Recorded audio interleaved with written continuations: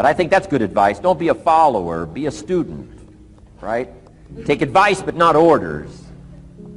Take information, but don't let somebody, order your life. Make sure what you do is the product of your own conclusion. Excellent note to make. Make sure what you do is the product of your own conclusion. Not to do what someone else says. Take what someone else says, process it, think about it, ponder it. If it makes you wonder, if it makes you think, then it's valuable. Then when you go take action, make sure that the action is not what somebody told you to do. Make sure the action is the product of your own conclusion.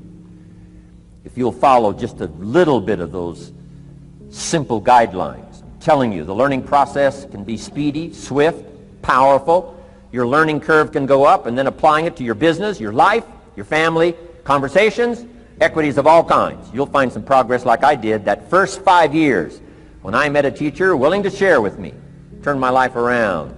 Progress I couldn't believe happened for me. Okay, let's get started. I want to review, I was here last time and we talked about the 5 major pieces to the life puzzle.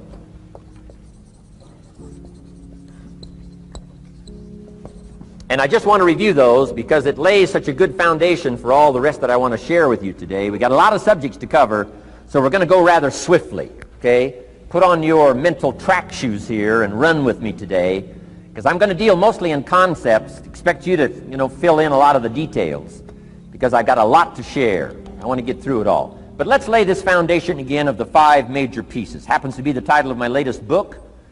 But I think it is so valuable in laying a foundation. It's some of the things I learned between ages 25 and 30. The teacher who taught me so well. He dealt in these fundamentals, we call these. Fundamentals.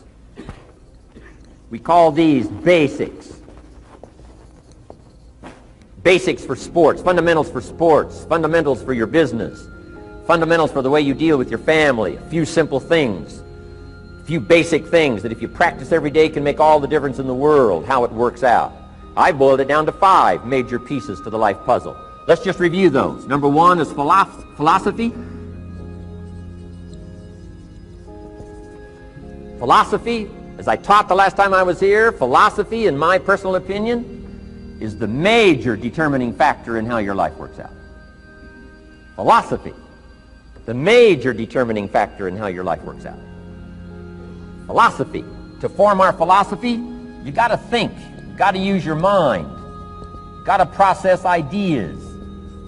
And this whole process over a lifetime, starting way back here when we were children, schools that we've attended, our parents, our experiences, all this stuff that we've processed by the thinking process helps to develop our philosophy.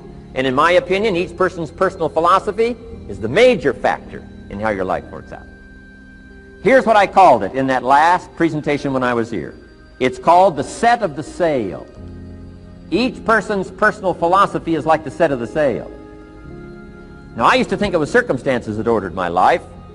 If someone would have asked me at age 25, Mr. Rohn, how come you're not doing well? Pennies in your pocket, creditors calling, nothing in the bank, behind on your promises to your family, you live in America, 25 years old, got a beautiful family, every reason to do well, and things are not going that well for you. What is wrong here? It would not have occurred to me to blame my philosophy. I mean, it would not have occurred to me. Saying, well, I got this lousy philosophy, and that's how come I got pennies in my pocket and nothing in the bank, and things aren't working well. That would not have occurred to me. I found it much easier to blame the government. Much easier to blame the tax problem. I used to say taxes are too high. Top tax rate when I first started paying taxes, 91%. Back then, when your income reached a certain level, all your income over that, 91%. So I used to say that's too high. Now the top tax rate's about 33%. But people are still saying what? Taxes are too. See, but you can't use that anymore. If it's gone from 91 to 33, how could it be too high?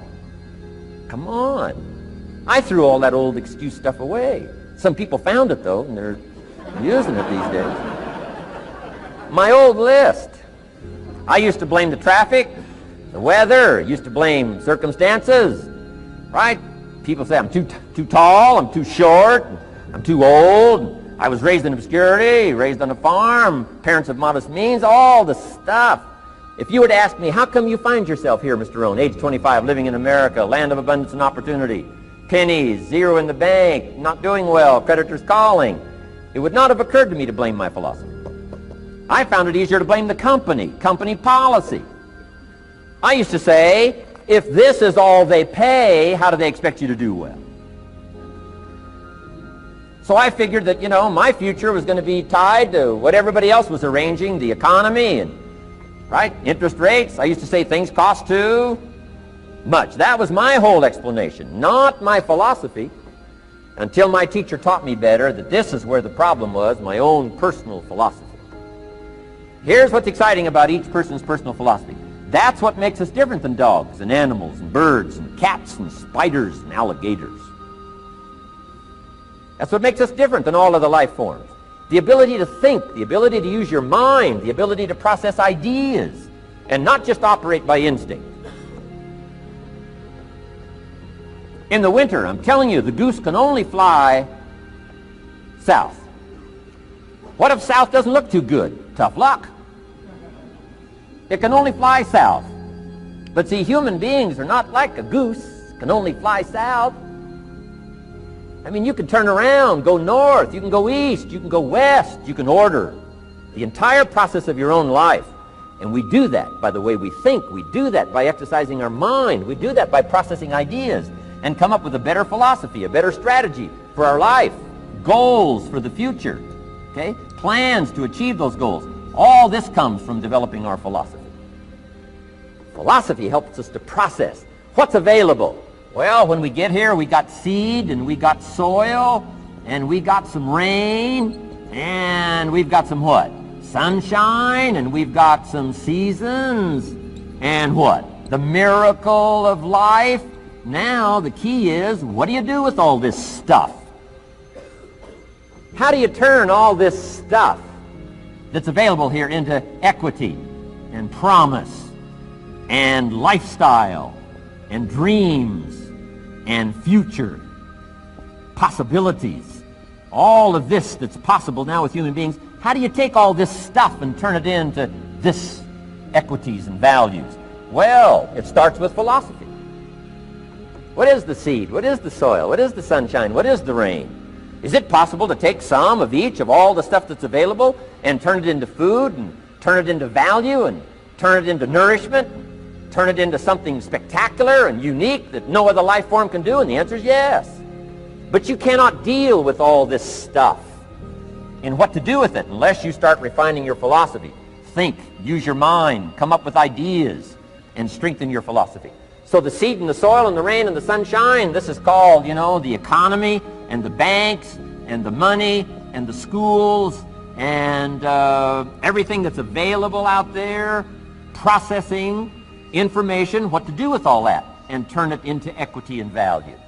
That is the major challenge of life, my personal opinion. So each person's personal philosophy now is going to determine what you're going to do with seed and soil and sunshine and rain and miracle, the change of seasons. That's it. My personal opinion. Each person's personal philosophy is like the set of the sail. That's what this seminar is for today. Help you to trim a better sail. You don't need a better economy. You don't need better seed and soil. In fact, when it comes to seed and soil and rain and sunshine and seasons and the miracle of life, that's all you got. Now, what if you blame this stuff? Then you're blaming all you got. If you blame the economy, and you blame the schools, and you blame the teachers, and you blame the sermons and the preachers, and you blame, the marketplace, and you blame the company and company policy, what else is there? When some people get through with their blame list, there isn't nothing else. That's all there is. And if you blame the only thing you've got to work with, I'm telling you, it's called mistake colossal in not understanding that that's all you've got to work with. And if this is all you've got to work with, then you don't change the seed, and you don't change the soil, and you don't change the rain, and you don't change the sunshine, you don't change the seasons. Right? Guy says, I'll take 3 springs, 4 summers, 9 falls, no winters. No! You can't fool with this stuff. You got to take it like it comes. then what do you change to make your life work well? You got to start with your philosophy. Guess what I had to do at age 25 in order to change my own future? I had to change my mind. I had to change my thinking. I had to change my philosophy. I was messed up on what was causing my problem. And once I got that straightened out, that all the stuff I blamed, the government and taxes and the marketplace and the economy and things cost too much, negative relatives, cynical neighbors, once I got rid of that and started going for where the real problem was, which was me, I'm telling you, my life exploded into change. My bank account changed immediately. My income changed immediately. My whole life took on a whole new look and color immediately. And the early results I got from making these philosophical changes tasted so good, I've never stopped the process from that day until this. And I'm telling you, with a little consideration of the refinement of your sail, by setting a better sail, refining your philosophy, your whole life can start to change from today on. You don't have to wait till tomorrow. You don't have to wait till next month. You don't have to wait till spring. You don't have to wait till 93. You can start this whole process immediately. I recommend it. Now, some people do so little thinking, they don't even have their sail up. I mean, you can imagine where they're going to wind up at the end of this week, at the end of this month, at the end of this year. Now's the chance to change, process all this information. So number one is philosophy. Okay. And we dealt with all that, where we get ideas from personal experience, from other people's experiences. I don't want to get into all those details because we covered that the last time I was here. But philosophy, that's number one, my personal opinion. Each person's personal philosophy. Here's the definition of success and failure. Just make this note. Here's failure. A few errors in judgment, repeated every day. Now you can automatically assume, Mr. Rohn, I say, I can understand that. A few errors in judgment repeated every day. For 6 years?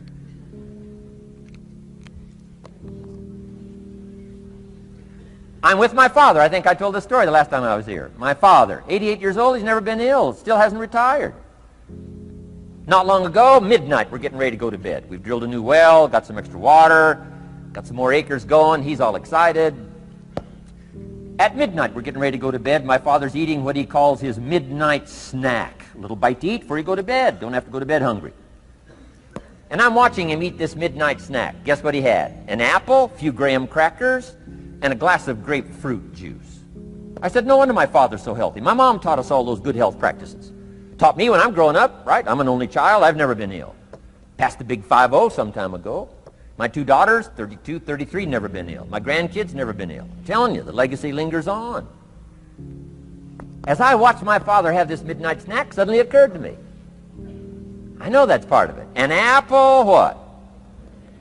A day. That's gotten to Dallas-Fort Worth, right? An apple. An apple a day keeps the doctor away. Good question for this intelligent audience. What if that's true? You say, well, Mr. Rohn, if that's true, that would be easy to do. Then what's the problem? It's easy not to do. It's easy not to adopt it as your own personal philosophy. Or the guy messed up the saying. Guy says a Hershey bar a day. Say, no. No. You've been watching too much television. It is not Hershey bar. You got to be smarter in philosophy than to fall for the Hershey bar a day when it's an apple a day. You've got to be smarter than that. And if you make that kind of an error in judgment every day for 6 years, I'm telling you, it'll accumulate into disaster. Sometimes the first year you say, well, you know, I'm so healthy now, what difference is it going to make? You've got to be smarter than that. Just because disaster doesn't fall on us at the end of the first day doesn't mean disaster isn't coming. You've got to be so smart that you look down the road and say, will the errors in my present judgment of philosophy, what's that going to cost me in 1 year, 6 years, 1 month, 6 months? I'm telling you, the money cost and the health cost and the success cost is too gigantic if you'll look down the road a little ways and say, are there errors in my current judgment like an apple versus a Hershey bar? Is that just a good illustration of some of the rest of my errors in judgment? If it is, That's where I found myself at age 25. I started working when I was 19. I met my teacher who helped turn my life around when I was 25. That's 6 years. At the end of the first 6 years of my economic life, I've got pennies in my pocket. I've got nothing in the bank. The creditors are calling saying, hey, you told us the check was in the mail. I'm embarrassed. I'm behind on my promises. I live in America. I'm 25-year-old American male. I got a nice family, every reason to do well. And I'm messed up. Now, what's messed up? I used to think it was the community that was messed up, and the country was messed up, and the government was messed up. If those Democrats ever get in the White House, that'll really mess things up. If the Republicans stay in power, that'll really mess things up. The economy was messed up. Interest rates are messed up. I thought all this stuff was messed up. Then I found out that's not what was messed up. I was criticizing the only thing I had to work with. What was really messed up was my own personal philosophy. My own errors in judgment in my own personal philosophy brought me in 6 years to pennies in my pocket, nothing in the bank, and trying to explain why I wasn't doing well, living in America, 25-year-old American male, got a family, every reason to do well. Now, once I understood this, here's the formula for failure: errors in judgment, being lax about developing your own personal philosophy. I'm telling you, it's called accumulated disaster. It doesn't matter whether it's your health or your bank account. Guy's got an empty bank account, probably has high cholesterol. Why? Over the last 6 years, he never paid attention to either one.